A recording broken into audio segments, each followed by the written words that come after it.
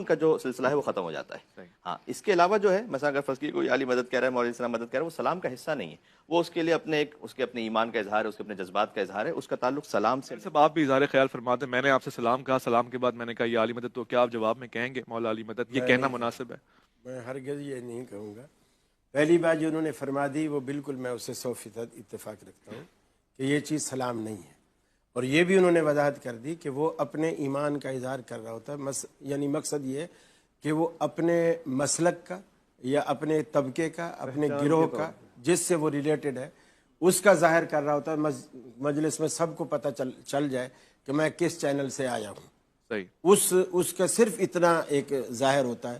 پھر یہ جملہ ہمارے نزدیک یہ جملہ شرکیہ ہے، یعنی ندا لغیر اللہ جو ہے یہ جملہ شرکیہ ہے، نہ اسے کہنا چاہیے. اور اگر کسی نے یہ غلطی کی ہے تو ہمیں اس کا جواب بھی نہیں دینا چاہیے. البتہ وہ جو سلام انہوں نے جیسا کہا وَإِذَا حُيِّيتُم بِتَحِيَّةٍ، اور یہی چیز اللہ نے جنت میں بھی رکھی. جیسے آپ جنت میں داخل ہوں گے انشاءاللہ اللہ تعالیٰ کے جو پروٹوکول والے فرشتے ہیں وہ پہلا ہی جملہ یہی کہیں گے سلام قولا من رب الرحیم، اے نیک بختو اللہ رب العالمین کا سلام قبول کرو. تو وہاں بھی سلام ہے، یہ عالی مدد وہاں بھی نہیں ہے، وہاں بھی سلام ہی ہے. تو اسی چیز کو فروغ دیں جو دنیا سے ہمیں جنت تک لے جائے اور وہی ہمیں وہاں سننے کو ملے.